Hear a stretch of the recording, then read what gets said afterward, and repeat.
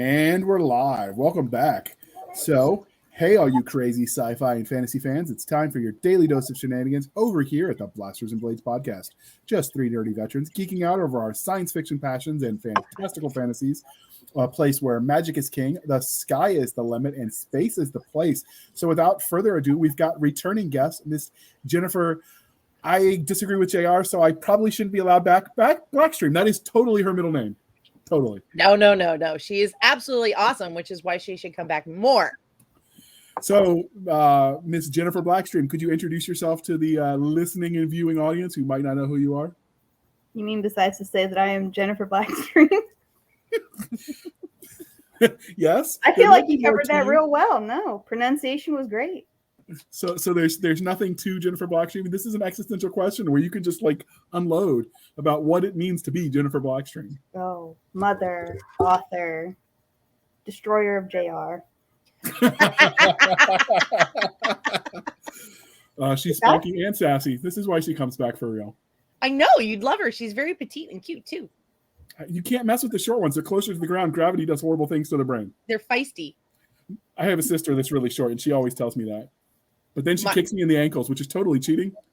My mom is like 5'1", 5'2" when she puts on shoes. I learned to be afraid of short women early in my life. So can you like lift her up to hold her face to face when you get mad at her? Have you tried that? No. Weren't you listening? She's terrifying. If she, what is wrong with you? She doesn't listen to the podcast, does she? Are we in trouble? No. Okay, good. She doesn't read what I write either, so. Okay, then we're safe. All right, we'll move on. She listened to the podcast. I don't know. It could happen. Stranger things have happened. So we'll like move one on. And she opens up and listens to.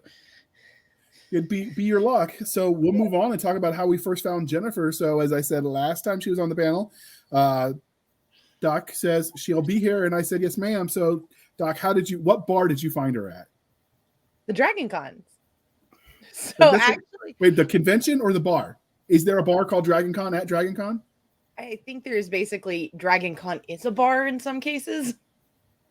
But actually, we met originally virtually through doing some fantasy lives and some stuff about getting ready for the con that I do every year on the fantasy literature track page. And then we met in con, and it was so funny because at first I didn't know who she was because you're such a larger than life personality, and then you're so petite. And it was just like, wait, that was her. So she looks taller on screen. It's okay. She does. So and she's got that awesome hat. So it's perfect for the month of October. Right. Yes. I love that. Was that intentional, or you just normally go out like that, which is totally okay too. I won't judge. I got this hat because I really love this hat. And then it occurred to me that cons were like the one place I could wear it where I wouldn't get any weird looks. So it just became my con hat. And now my son's kind of dying because this is the first time he's really seen me wear it for any length of time. So he just walks by every now and then and smirks at me. But I'll get him later. You beat him later. All right, Doc, you got to decide if she gets to stay. You got to ask her the religion questions. Oh, she gets to stay. It's whether or not you get to stay, JR. Wait, I'm the host. Yeah, we're going to talk about that later. Do I smell a coup in the making? Maybe. So, religion question. Hellboy, Dune, or Hellraiser? Hellboy. Ooh, good choice. I really enjoy Hellboy. So I think the juxtaposition of this big burly guy who's actually really sweet. I liked all three of them, so that's why I like his delivery of pretty much every line. He's just got an absolutely fantastic voice to carry it when they. Oh yeah. And I like the ensemble too. The entire cast is great. I think it's fun and I enjoy it. And it was one of those early superhero type movies, which is also very cool. Because I'm a man of a certain age, I compare all voices for male actors to James Earl Jones to decide whether it's good enough. Because he. So are you saying my mom's a man? Because she does the same thing.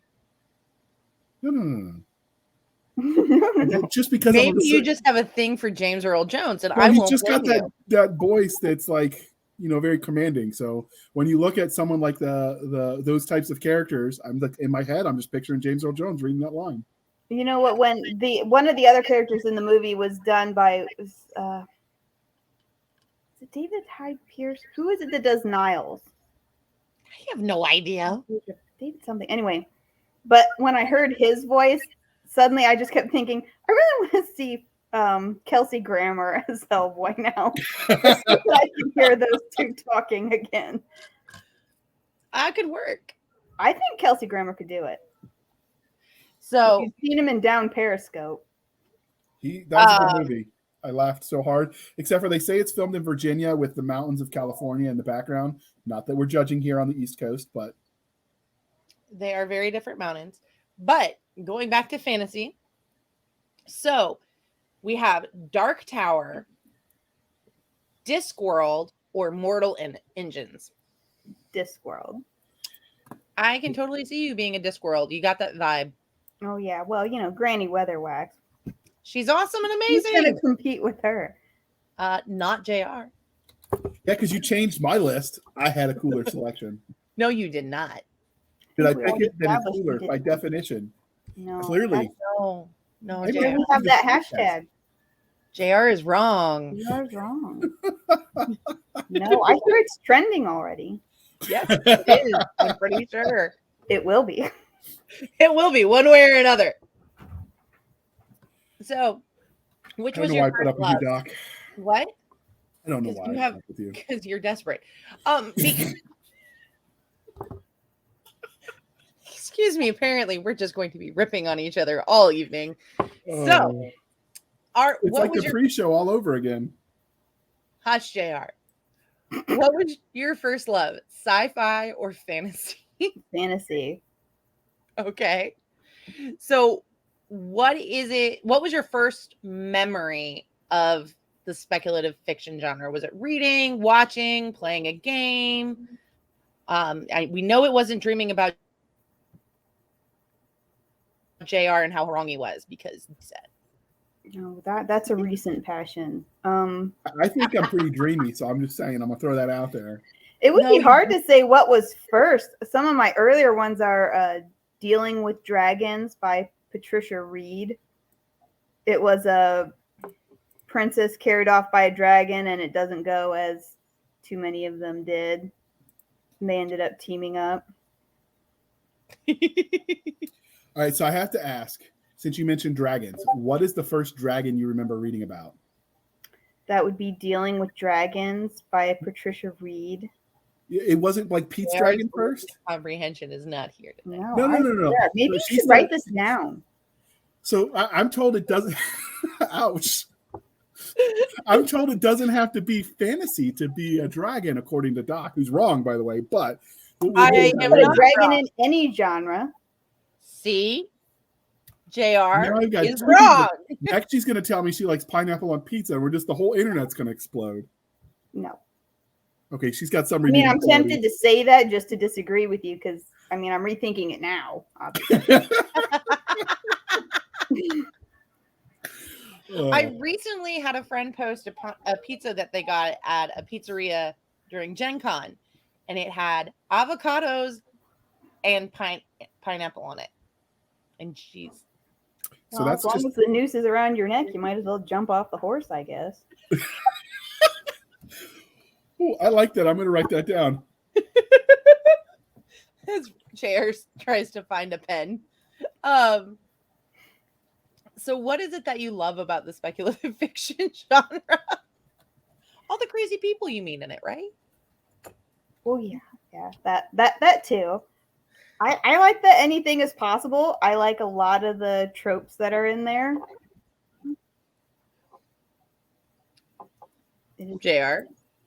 Yeah, I was just trying to get my head around the image of jumping off the horse. I'm sorry, my mind was broken. I wrote it down though, so we're good. I found a pen. Oh, now he's writing stuff down. So how did your love of speculative fiction as a genre transition into you writing stories? That's a different conversation. I actually started in paranormal romance. Nothing wrong with that. I don't see that's funny. Well, I started writing it because my parents took my romance novels from me. They were probably trying to save you from a life of not understanding menfolk, I guess. Oh, there's so much I could do with that statement, but JR tried to read romance novels in We order discussed to this learn about already. We women. can move You along. know how well that turned out. Oh yeah, I think we're all benefiting from some of the lessons he learned there. It's going to be that kind of show. I can already tell. All right, so I don't know how you didn't know that coming into this. He knew. It's every show that way with Doc. Didn't we just do this last week? Yeah, well, I mean, they won't hear it have last week because I don't know. Just I feel like maybe if you'd written a few more things down, you'd be a little ahead of the game. Yeah. All right, I might cry in my closet later, but instead we'll move on. So after you started writing because your mother took away your romance novels, how did you transition into the kind of stories you tell now? Well, I had always wanted to write urban fantasy, but I write a heavy mystery element, and mystery had always been very intimidating for me. It just seemed like a really hard genre to write, keeping track of clues and red herrings. And I mean, anytime you're writing a mystery, it seems really obvious who did it. You're like, everything about this is obvious. But it occurred to me later on that anytime I tried to think about, well, maybe I'll make it this person. And as soon as I switched it, I'm like, nope, that is completely obvious too. So do you know who it's going to be when you write the mystery, or do you figure it out as you go along? You definitely know. I plot to death. Okay. I think a lot of mystery authors plot. I've talked to some mystery authors that say they plot the story, but they have possible guilty parties, but they don't decide to the end, and then they just massage the story to drop little hints along the way. I have had books where I already knew who it was, and then came the confrontation, and I had done too good a job, I think, of stacking the deck, and I'm like, well, I really don't know how you're getting out of this one. This is a little awkward now. And had to take a break, like, well, I'll think about it. I don't know if I'm looking at heavy rewrites here. Okay. So many authors let their own real life experiences influence the kind of stories they tell. So were there any specific formidable moments that shaped you as a storyteller? I wouldn't say formidable moments that shaped it, but I will say that, like, I don't usually read books where the protagonist has children because I have children. I don't want to escape into a world with children. I'm like, no. Because generally what ends up happening is if the protagonists have kids, they're always either conveniently, being babysat 24/7 by someone.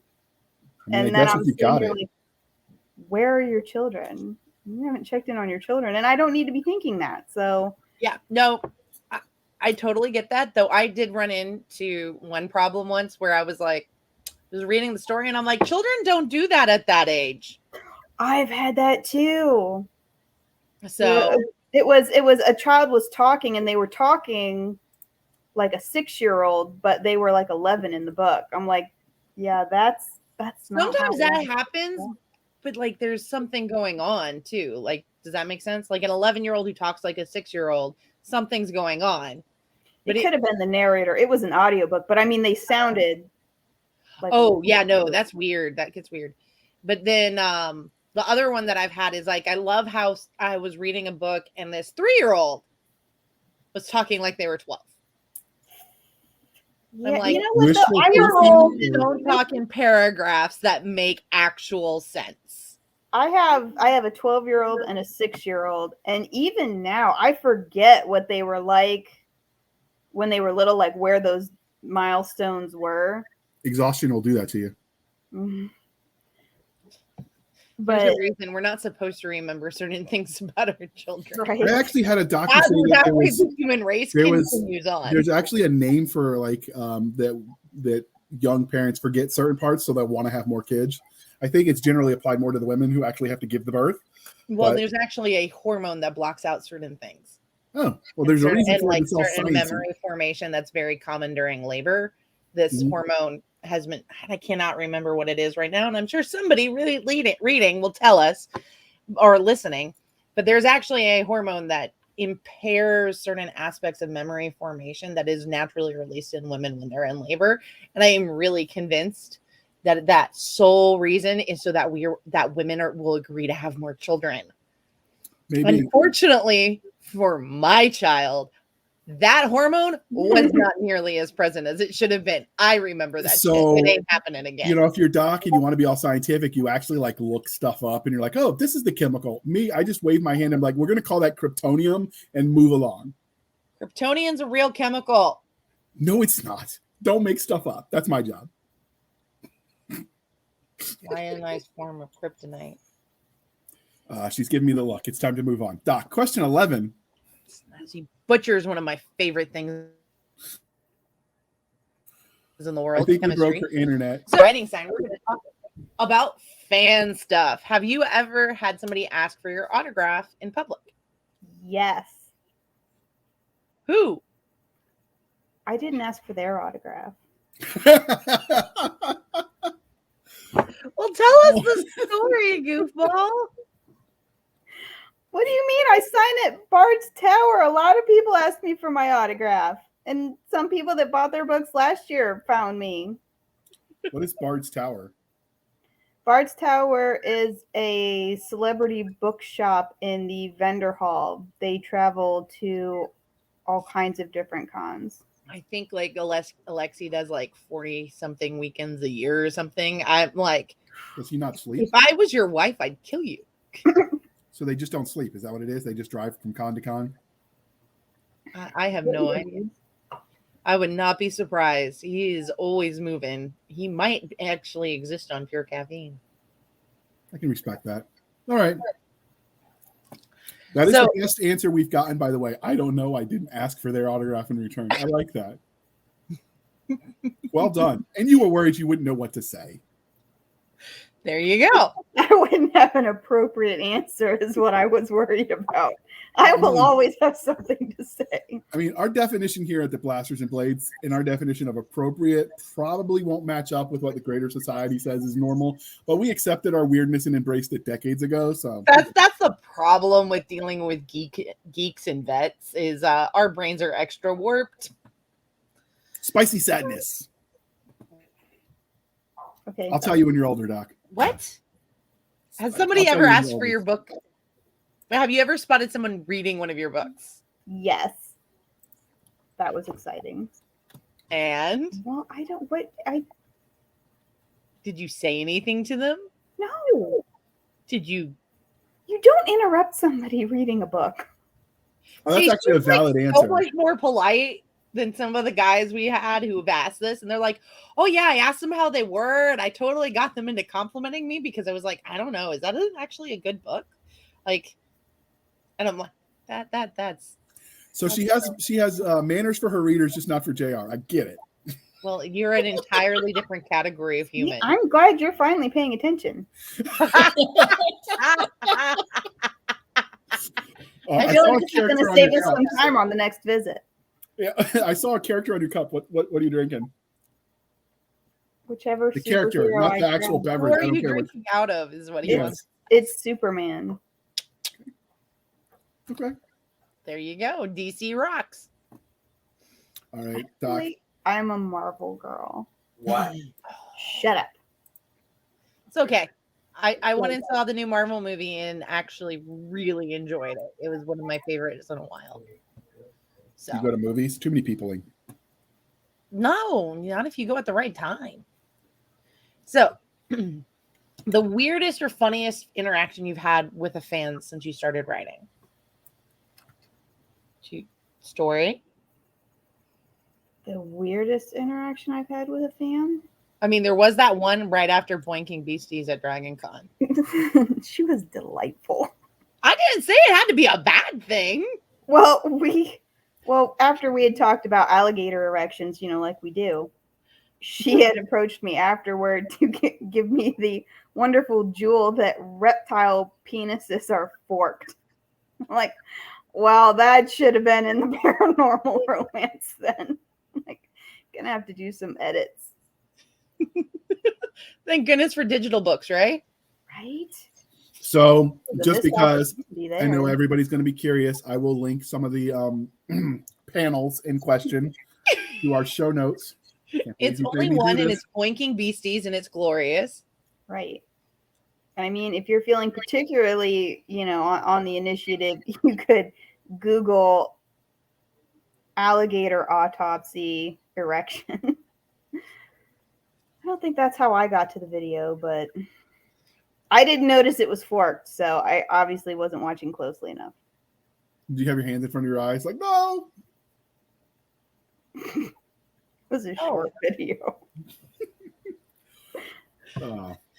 All right, so we will move right along before we lose our family-friendly status. So this is the part of the introduction, the stuff, I know the words, where we talk about everything Jennifer Blackstream has written. So can you give us the Reader's Digest highlights from your body of work? I have 3 series, 2 paranormal romance, and 1 urban fantasy. The paranormal romance series are finished for the most part. The second one's open. I could write more, but right now I'm working on the urban fantasy series. I just released book 11, and I just started edits on book 12. So you just don't like sleeping? I have 2 children. No, I like she's allowed to sleep. Yeah, it's like in the rule book, no page 34. sleeping. It's rule 34. Look it up. What rule 34? You're not Gibbs. You're JR.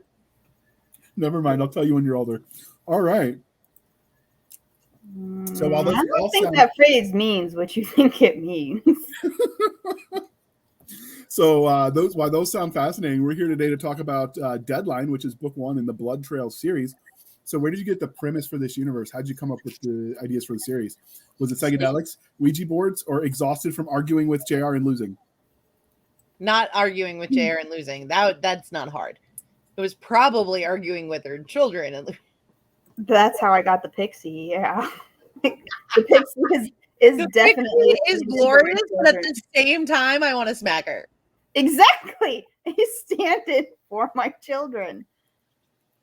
Okay, that is exactly where she came from. I like Terry Pratchett's view of inspiration, where he said inspiration is constantly raining down through the universe, and it's just a matter of whether you're standing where one landed. And you just happen to be in a position to use the idea. I always hear when you hear new authors talking, they're like, where do you get your ideas from? I'm like, how do you turn it off? Ooh, that's a better question. So, all right. That's a good answer. I was hoping you would go for, the third answer, but I'll have to get up a little earlier to try to beat you at that one. But next time, never fear. So before we take a moment to dig into the book, let's look at this glorious cover. And you can tell us the story of this art. How'd you come up with this image? Which, by the way, let me put you back on the screen too. You're wearing the hat.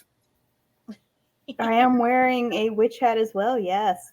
Well spotted. Not all hats are the same, JR.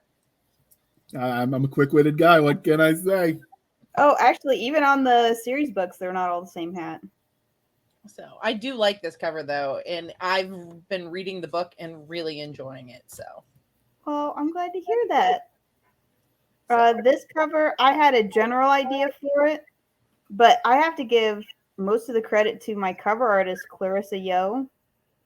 She is really amazing in that I can give her an idea of what the story's about, and she runs with it, and I almost never have to go back and forth. You have to change this. She's just very good at that. She was the one that came up with the red trench coat. I love the red trench coat, and I mean, it does remind me of Carmen Sandiego, but I still love the red trench coat. But I love Carmen Sandiego. Yes, that was a great show. The point of the cover was it was supposed to be more mystery oriented. So you don't have any glowy hands, you don't have leather pants, you don't have any obvious weapons. And that's one of the things I like. It is definitely the character looks provocative, but it's not like stupid sexed up. Does that make sense? Yes. The tight pants with the leather top that's like too tight, and you're okay. Now I'm gonna need a moment. And exactly where are you going to be hiding those knives and guns, lady? Yeah, what I always want to know is how they're running in those high heels all the time and like jumping from. Actually, I will say this one: it is much easier if you're wearing high heels, particularly stilettos, to just carry all of your weight on the front of your feet, anyways, on the ball of your feet. In which case, you might as well be running because that's how you kind of run. Well, when you're it's really easy to go from running to walking in high heels when you do it like that. I will take your word for it, having never. However, I'm always amazed more women don't get sprained ankles. I'm not brave enough to try them myself, so I will just nod and smile. So, Jennifer, were you a fan of the Where in the World is Carmen Sandiego? Yes, my sister and I actually had the computer game. I don't know if Me too. I do remember the computer game. And I've actually watched the new one, and I really like the new one too. It's a new one? Is it? On Netflix. It's good. Oh, the series. The series on Netflix is good. And if you are hearing the theme song in your head, you get 12 extra bonus points. Now the series that one's it's animated on Netflix, yeah. Yeah, it's animated on Netflix, but it's good. Like they did a good job of revamping it. And so is that like good for my daughter? Is that like a decent female? No, it's totally friendly. Like I enjoy watching it, and my kid enjoys watching it. And my kid is much closer in age to your daughter. Okay. All right, Doc, let's dive into the story. Next question is yours. Okay, so what would be your 30-second elevator pitch for what? I was trying to help you out and tell you what number it was. I know numbers are hard for you. Numbers are not hard for me, you ditz brain. Oh, that was a nice save. I thought you were going to say something else. So we have sometimes 30-second elevator pitch for this novel. Oh, okay. I just finished when JR had a coughing fit of numbers. Village Witch turn. Yeah. Okay, hang on. I'm getting feedback. That was weird. Okay. Village Witch turned PI starts a missing persons case for the FBI and ends up working a murder for a vampire. 23 seconds. Well done. Sorry, I had to blow my nose. Allergy season. So, I know what makes the series special, but why don't you tell our listeners what makes the series special? Well, if you share my taste, I like a lot of cozy mysteries. I like that security I have that if somebody is being a giant jerk, that they're going to get what's coming to them and there's going to be a satisfying resolution to the mystery. And I put that in this series. This is not a series where you're going to be emotionally traumatized or at the end you're going to be in a worse mood than you started. You should always end these on a happy note. I think that's one thing I've really loved about the books because 2020 was traumatizing enough. I don't need trauma for my book. Well, I know one person in these books who isn't going to end happy, and that's the dead guy. That's all I'm saying. They don't start happy either. Well, so this sounds like the kind of series that could easily be converted into a readaptation of the game Clue. Yes. With cooler names than, like, I don't know, candlesticks and butlers.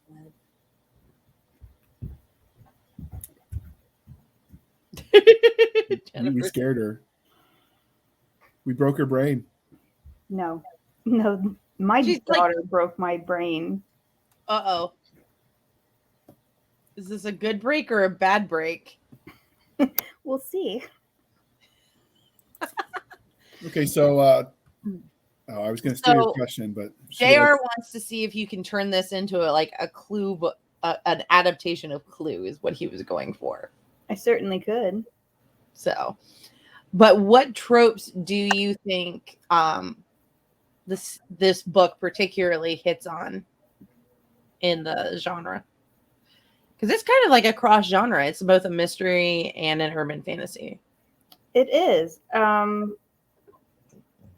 I would lean almost more towards mystery because I have one reviewer that reviews every book in this series and says it's a 4 or a 5-star mystery, but it's a 2-star fantasy. And he always leaves me 2 stars. And we're 11 books in now. He's still there. That's so mean. If he's listening, that's mean. As long as he's buying them, she still wins. No. He needs to be reviewing them with a 5-star. Well, I if he could even average them together, that'd be great. But his problem is that she's not powerful enough. She's not like just leveling the battlefield with massive magic. And I'm like, it's not that kind of urban fantasy. This is more of I would have called it a cozy mystery if I could have, but there is too much violence in it for the cozy label. But it has very strong urban fantasy elements, and it is an urban fantasy, but it's just as much a mystery. And like, I follow the mystery tropes with you'll meet all the suspects in the first act. You will meet the person who did it in the first act.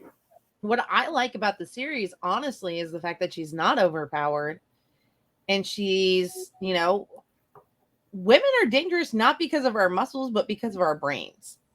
Right. And also, I knew this was going to be a long series, and if you make your character too powerful from the get-go, halfway through the series, you end up with, a deity, basically.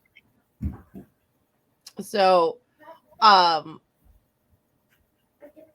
well, we kind of covered the subgenre question, so the next thing is JR's. Oh, yay. I know she's excited. I mean, this is going to make JR 21. I know. I was trying to be funny and do a lead-in, but you interrupted so rudely. I don't know where you would learn such a bad habit from. So let's talk about the story itself. What can you tell mother. us? You're voted off my island too, both of you. So why don't you tell us? His mother loves me. She likes you more. I don't know what I'm going to do with that. I might have to murder you in your sleep or something. All the more reason why we should never get married, because otherwise your mother would just abandon you. Yes, that's probably true. So why don't you tell us a little bit about your main character? What makes her unique in the crowded field of fantasy and mystery? I think because she is a little more of the cozy type of private investigator and not...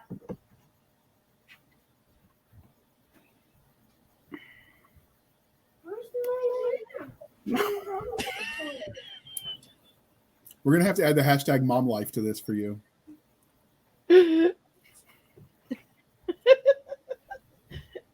It's okay. Please excuse the midstream interruption as we were dealing with some technical difficulties with that hashtag mom life or Jennifer Blackstream. Yeah, let's jump right back into it. Technical difficulties thing. And then difficulties. I'm going to give them technical difficulties. We can just leave all that in. That was funny. All right. So what can you tell us about your main character before technical difficulties occurred in the form of your offspring?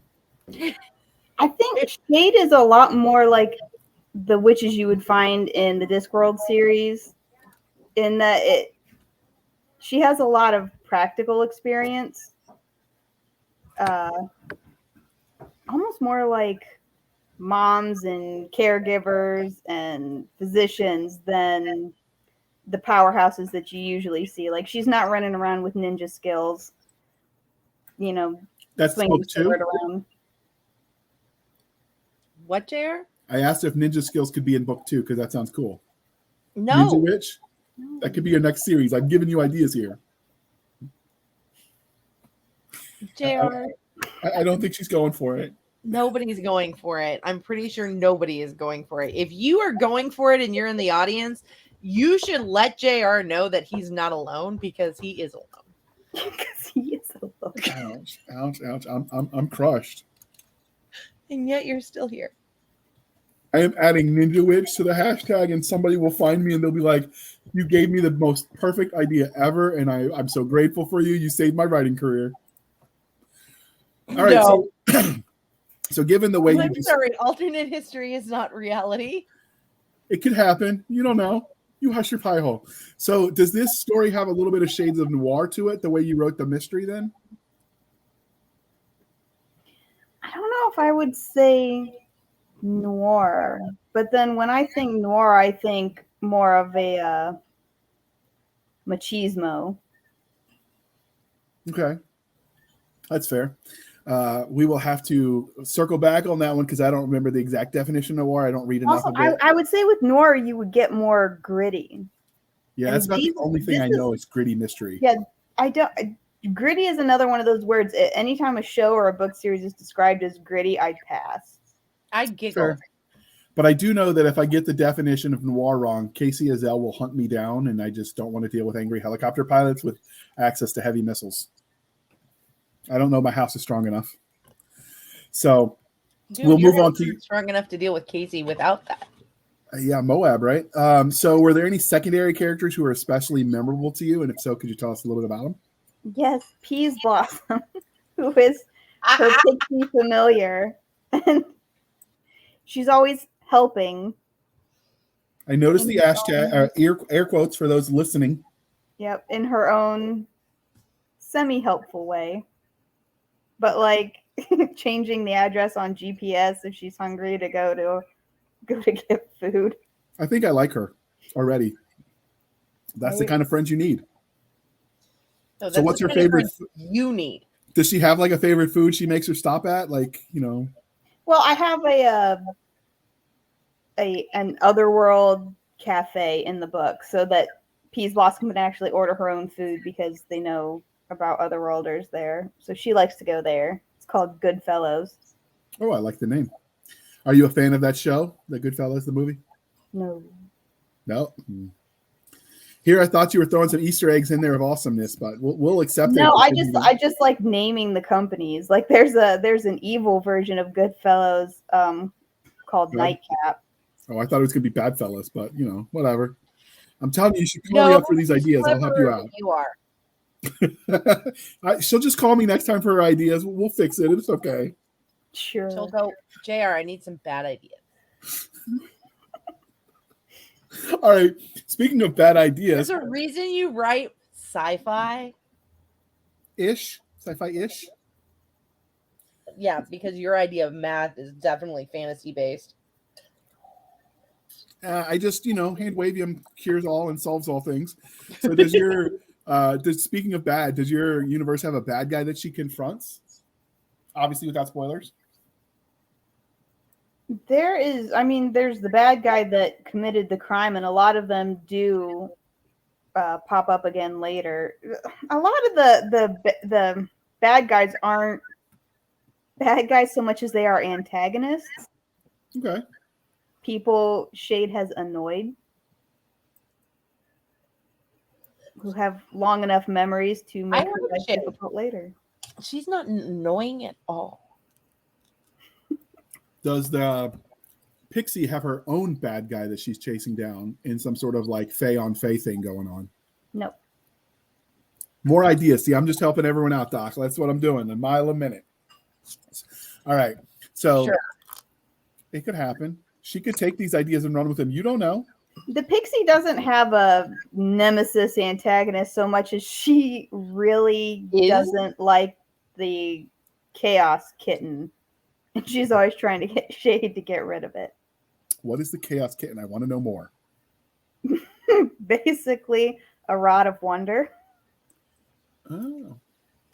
But in kitten form. What made you decide to go that route? I have no idea. Okay, can you explain a rod of wonder briefly because we have a lot of sci-fi readers. A rod of wonder is an artifact in Pathfinder and D&D, and basically you use it and then you roll a die and the die tells you what happened. And it could be something good, it could be something bad, it could be something ridiculous. You could make grass grow 6 feet all around you. You could turn someone into stone. It could be a fireball. You could summon a rhinoceros. Well, so those of you who are in the infantry, we already know how to make the grass grow. We don't need rods of wonder for that. Do you know, Doc? I know. But it feels like a pee joke instead of blood makes the... Blood makes the grass grow. Yes. I remember. But anyway... But I also remember what sound artillery makes, raining down on the enemy. See, I do know a few cadences. Yeah, but artillery doesn't count. They're not quite infantry yet. Someday they'll grow up.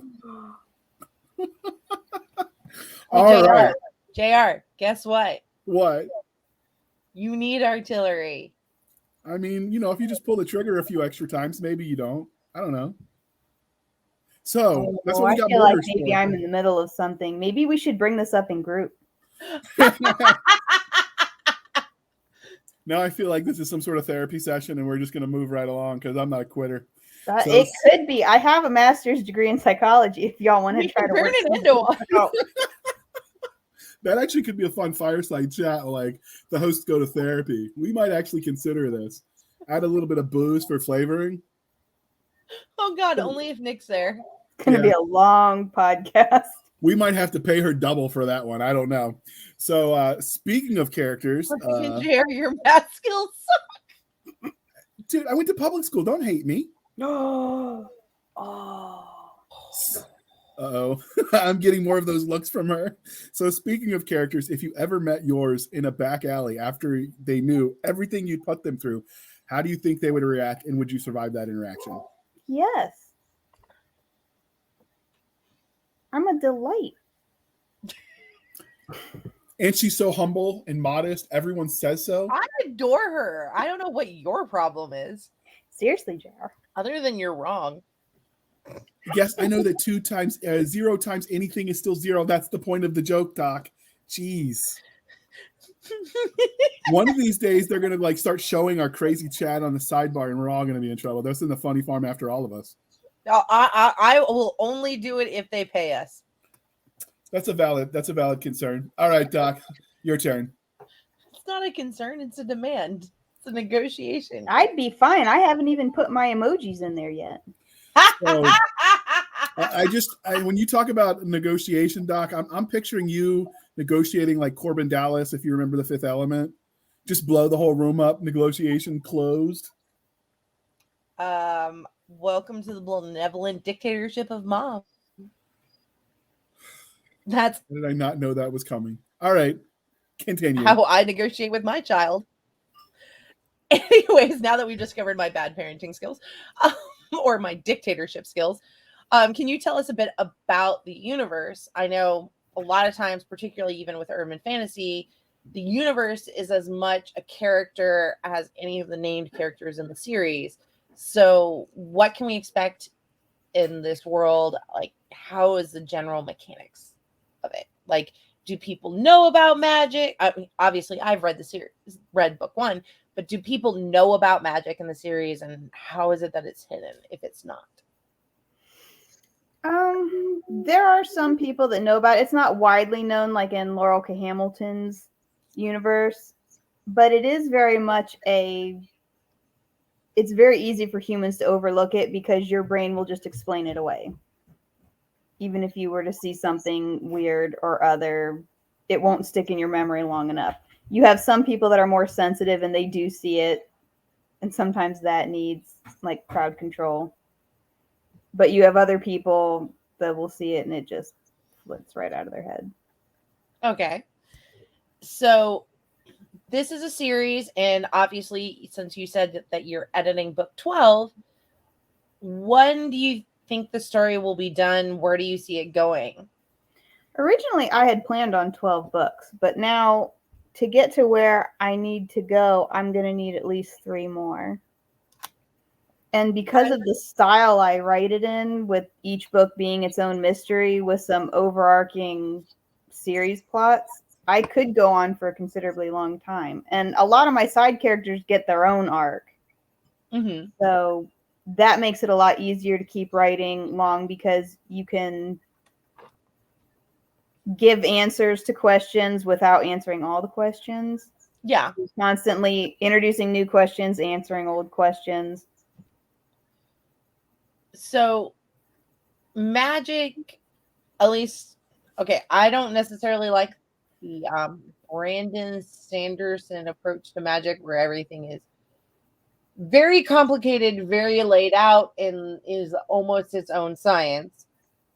But what kind of like magic consistency can we expect in this universe? I use Pathfinder for the most part. I like Pathfinder though. I use Pathfinder. That was my way of sort of balancing it out so that I didn't have her doing spells in book 1 that she couldn't do in book 5. You know what I mean? You have to have some idea of the power level of the spells, and now that you're stronger, you can do these spells, but you couldn't do them before. And of course, I had to write out some spells because they would completely ruin a murder mystery, like Blood Biography. That one's not in there. Yeah. So I mean, it would be cool. I take it that but you're a gamer yourself? I am. That's because she's awesome. Indeed. And modest and humble, I can tell. We already covered that. All right. So do you have a favorite class when you play? You distracted me. It's all your fault. I'm going off script. Oh, so far I've been playing mostly casters, but my favorite was my sister ran a game and let me play an Atomi, which is basically a pixie. That was so much fun. I like to play Kenders, but I've also gotten yelled at for playing Kenders. But I've also been told I pack like one for DragonCon. So will the Pixie get her own series someday? No. It's disappointing. You should really think about that. She could get her own. I could see the Pixie doing a short story, but when you're a familiar, you're really kind of tied to being around your witch. It could change. I mean, rules were meant to be broken. So that's certainly how Peace Blossom feels. Yeah. I mean, I love the witch in this series. I think she's really great, and I'm enjoying. Like, you don't put all the expose out there, so it kind of comes through. So a familiar isn't with her all the time. Am I correct? No. So in theory, you could write a series about what she's doing when she's not with the witch. See, I'm solving problems here. That could be a short. She is with her all the time. I mean, she'll occasionally do like reconnaissance or something and pop off, but I mean, you could do like these little vignettes, I guess, from like Pea Blossoms doing this. I've been considering writing some of the scenes that are in the book, but writing them from Pea Blossom's point of view. So did she exist before the witch existed, or yes. did she? I could see where that could be particularly interesting, particularly at because this isn't a spoiler, but like the first part of the book where she's dealing with these water creatures who drag her under the ice. I could totally see Pea Blossom's perspective being interesting on that one, you know? But so if Pea Blossom existed before book 1, before the witch became the witch, then there's stories there. Yeah. JR really wants a Pea Blossom novel. Because it would be funny. It's like a murder midget. It could be hilarious. Murder midget implies that the murder midget is killing things. Yes. It could happen. This is not like Grandpa Walt's murder dog. No, he had murder Barbie. That's totally different. But I killed he had her, murder dog. He did also have the robot dog. Pea Blossom is not like murder dog. I mean, I would love to see Pea Blossom and murder dog, because I'm pretty sure murder dog would try to eat Pea Blossom and Pea Blossom would totally fuck him up, but that would be funny. Okay, now those are all going as hashtags just to see if anyone finds it, because I'm curious if that actually does anything. But we'll continue. JR and I have a long debate about whether or not hashtags actually work. Yeah, but I will ask Grandpa Walt what murder dog would do with Pea Blossom. That'll make you feel better, JR. It would. And they still get salty about the killing murder Barbie, but I'm just saying she was plotting on us and she had it coming. That's all. JR, your personal problems are just that. Hate to see Elf on the Shelf in your house.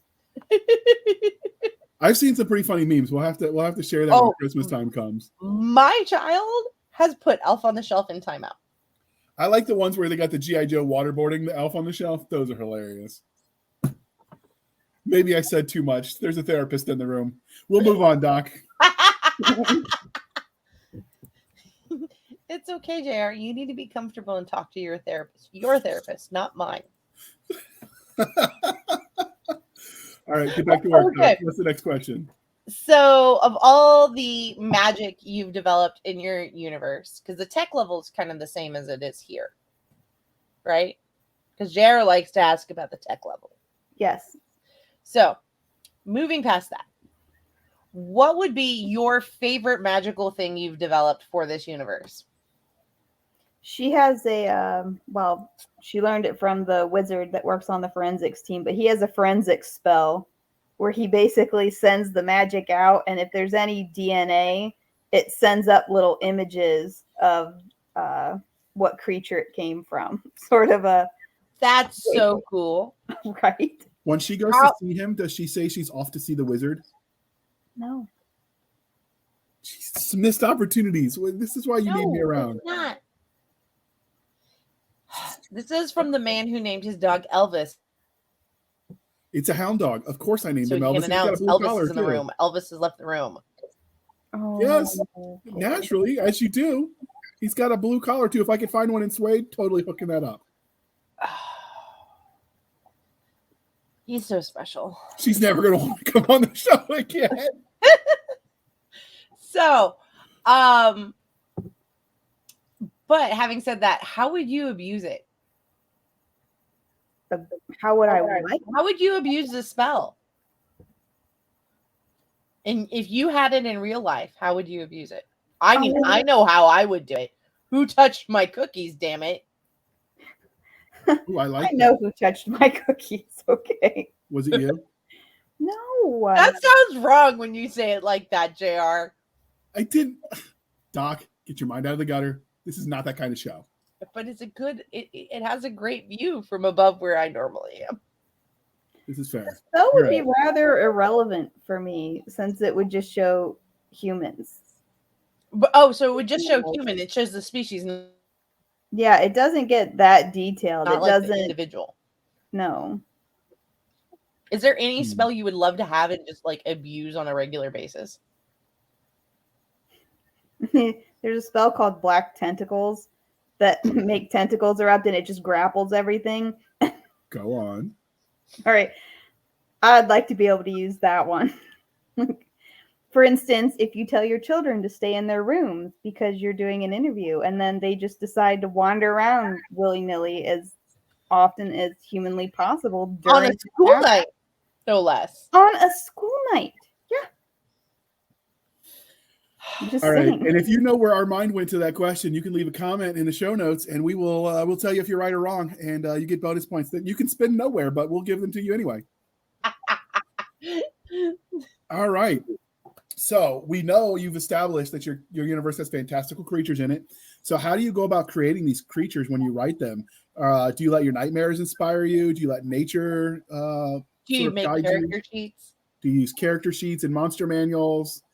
Are you going to start phoning a friend and calling JR and be like, I need ideas because I'm the idea machine. I'm telling you, I'm going to do this thing. People will be calling me. It's going to be a thing. Okay.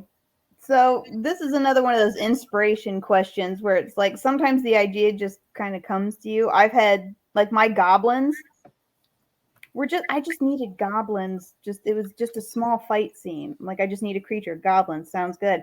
And then it snowballed and I'm like, all right, well, they're all masochistic and they enjoy pain. And they have extra organs that helps them survive the amount of pain they have, which I think isn't that a Klingon thing? It is a Klingon thing. Extra. So I'm assuming that's where that came from. But I recently got these cards. They're called Mythos Cards. But Jim Butcher actually recommended them. And basically they help you kind of get outside because there are certain ideas that will always come more easily to you. Things that you are familiar with will constantly keep coming back to you. And the cards force you to think outside the box, so to speak. And they have formulas for drawing cards and helping you build a monster. You'll draw so many cards, and then you have to manage to connect everything that you've drawn. And it helps you come up with new creatures. Oh, so I will get with you in the after show. I will write down this product, and we will link to it in the show notes because that actually sounds interesting. It does sound very interesting. It's for writers, but it's also for gamers. Yeah, I was thinking about it. We've got a decent number of people that are gamers that watch, so that you can use that for.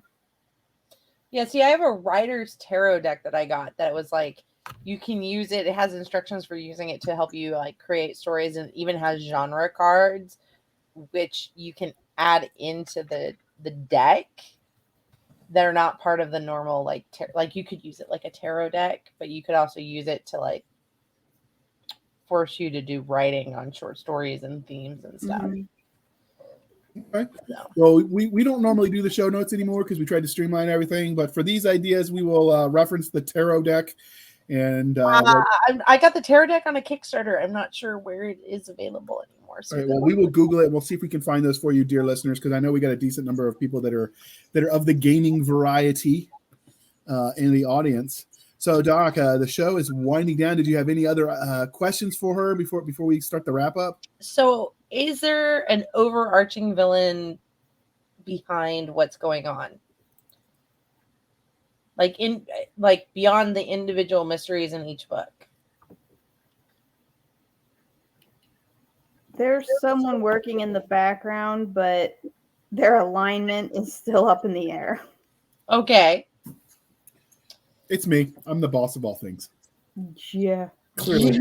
You didn't have to laugh that way, all right? You're not even the boss of Elvis. You shut your mouth. I am the king of all. It's your fault that you named the dog Elvis, so it sounds even worse. Actually, the SPCA named him Elvis, and I just liked it. No, just own it, JR. It's okay to. I mean, I would have if they hadn't beat me to it. No shame in my game. And I do say every time he leaves, Elvis has left the building. He keeps coming back, too. He likes it. So now, like you said, if you know where to get a blue suede collar, people, you know how to reach me. All right. Encourage this. Because I did not. I told him he could not name the dog Buddy, since that's what he calls other people. And that would be very kind of derogatory, and he'd end up giving somebody a complex. That's fair. I thought about naming the dog Cat, but the kids vetoed that one. And I tried to be nice and let them have a say. Well, is a dog named Cat? Name the dog after the same nickname you call your kids. It will give them a complex. There with that too. Right? You have the master's in psychology. So I was also thinking, some funny names like name them, 5 miles. So I'd be like, I walked 5 miles today. But nobody would believe that. So on one of the panels at Dragon Con, we used the charity jar as a dad joke jar. Oh, tell us more. You'd go broke. Probably, but I started there, so it's all good. I do like what John Ringo does whenever he's on there. He grabs the charity bucket and he holds it up and he goes, "This is officially the cuss jar," and then he puts $5 in it. Okay. He's like, "I have officially prepaid." So how much is it per cuss word, and how much does he have to pay afterwards? Because I don't know if $5 would be enough for me when I get going. I don't know. I generally am giggling, and it's pretty funny because you can sometimes get other guests to prepay. Okay, so how do they decide the charity? The Dragon Con overlords decide the charity. Oh, so it's just whatever the 25. It all goes to the Dragon Con charity of the year, and so we've done literacy action. We've done, which they also took book donations, and they were a little amazed at the kind of books they got donated and how many. So then they auction the books off, or no, these are ones that, because they'll take them and they'll donate them to libraries. They also they like literacy action also helps people with practicing reading skills, as well as doing occupational reading, teaching people to do occupational reading for like job placement and education retention of knowledge. So that actually sounds right up our alley. So next year when you do your Dragon Con and all 24 people that go every year. That was a couple of years ago. This year it was the Boys and Girls Club of Atlanta. No, it wasn't. It was Big Brothers, Big Sisters. Yeah. Big Brothers, Big Sisters, and they were amazing. And the best part was the people that they had coming to the con and talking were also people who've come to Dragon Con before. So it was definitely felt like, we were helping our own community, and they gave the Big Brothers Big Sisters a spot in the parade to march, and that was adorable. Cool. So next year, for all 24 of you who go to the Dragon Con stuff, we will we'll try to, in the lead up to the 85,000 people. JR sucks at the math. Yeah, whatever. So we'll try to link the charity in advance. I'll get with you, Doc, because I didn't realize that was a thing, and we'll do a whole episode where we just let you pimp it, because that's the kind of thing I like to do.